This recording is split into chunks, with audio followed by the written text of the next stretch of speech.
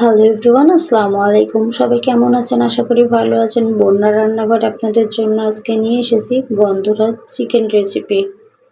এখানে পরিমাণ মতো তেল দিয়ে পেঁয়াজ কুচি, কয়েকটা টুকরো রসুন অ্যাড করে দিয়ে ভেজে নেব।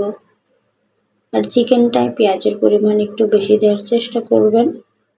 এর মধ্যে অ্যাড করে দিব কিছু মশলা। এখানে নিয়েছি একটা স্টার মশলা, ৬-৭টি এলাচ, ৪-৫টি লবঙ্গ, কয়েকটা দানা গোলমরিচ, তেজপাতা, দারুচিনি। এখানে পরিমাণ মতো মরিচের গুঁড়ো, ধনিয়া গুঁড়ো, হলুদের গুঁড়ো, পরিমাণ মতো লবণ দিয়ে মশলাটা কষিয়ে নেব। ১ চা চামচ উঁচু করে আদা, রসুন, জিরার পেস্ট ও সামান্য পেঁয়াজের পেস্ট।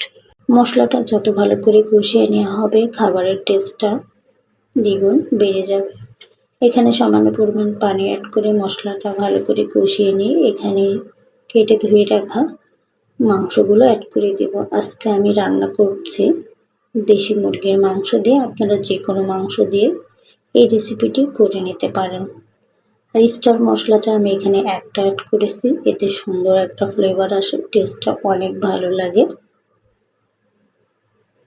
গন্ধরাজ লেবু, এখানে লেবুর উপরের এই সবুজ অংশটা নিতে হবে, সাদাটা নিলে তেতো হয়ে যাবে। একটু গ্রেটার দিয়ে উপরের অংশটা সামান্য গ্রেট করে নিয়েছি এবং এখানে অ্যাড করে দিব লেবুর রস। এবং ধুয়ে নেওয়ার সময় আমি লেবুর রস দিয়ে খুব ভালো করে মাংসটা ধুয়ে নিয়েছি। নেড়ে চেড়ে মাংসটা কষিয়ে নিব।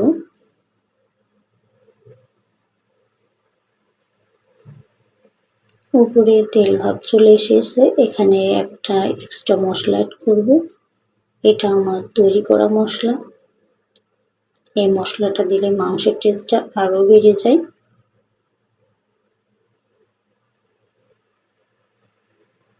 এখানে অ্যাড করে দিব কয়েকটা আলু। দেশি মুরগির মাংসে একটু ঝোল করে রান্না করলে খুবই ভালো লাগে। আর মাংসের সঙ্গে চাউলের রুটি হলে তার কোনো কথাই নেই, যে কোনো কিছু দিয়ে খেতে ভালো লাগবে। নতুন বন্ধু যারা আমার ভিডিওটি দেখছেন অথচ আমার চ্যানেলটি এখনও সাবস্ক্রাইব করেননি, অবশ্যই আমার চ্যানেলটি সাবস্ক্রাইব করে দিয়ে পাশে থাকবেন। আর ভিডিওটি ভালো লাগলে আপনার আত্মীয়স্বজন, বন্ধু-বান্ধবদের মাঝে শেয়ার করতে ভুলবেন না। আলুটা দিয়ে কিছু সময় কষিয়ে নিব। আর এখানে আমি পানি অ্যাড করছি, গরম পানি। গরম পানিটা দিয়ে রান্না করলে মাংসটা সিদ্ধ হতে দ্রুত সময় লাগে। যেহেতু আমি দেশি মুরগি রান্না করছি, একটু সিদ্ধ হতে সময় লাগবে। ফার্মের মুরগি হলে খুব একটা সময় লাগে না। মাংসটা যত কষিয়ে রান্না করা হবে, টেস্টটা অনেক ভালো আসবে।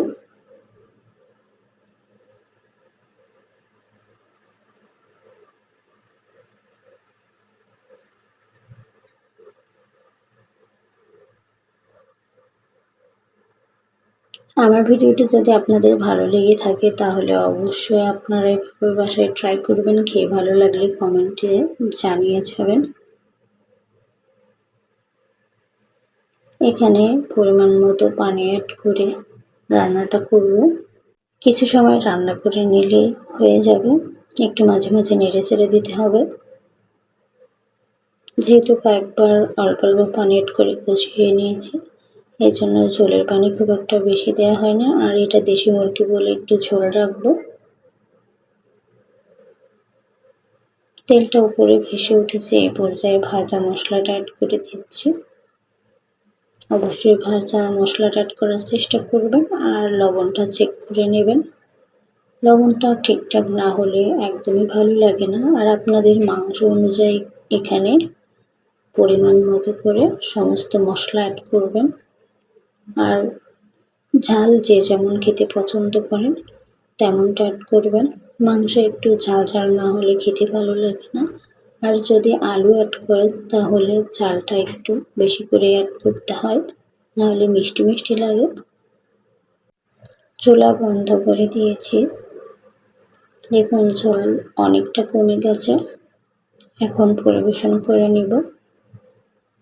দেখতে যেমন লোভনীয় হয়েছে, খেতেও কিন্তু দুর্দান্ত হয়েছে। ঝোলটা দেখুন কেমন পরিচয় রেখেছি। একটু রুটি দিয়ে খাবো বলে ঝোলটা রেখেছি। আজকে পরিবেশন করব চাউলের রুটির সঙ্গে। চাউলের রুটি দেখুন কতটা সফট হয়েছে। এমন সফট রুটির সঙ্গে জাস্ট অসাধারণ লাগবে।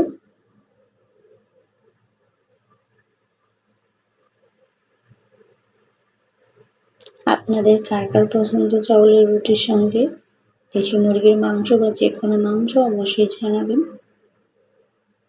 সবাই ভালো থাকবেন, সুস্থ থাকবেন। ভালো লাগলে আমার চ্যানেলটি সাবস্ক্রাইব করে পাশে থাকবেন। নতুন কোনো ভিডিও নিয়ে আবার আপনাদের মাঝে চলে আসবো। আল্লাহ হাফেজ।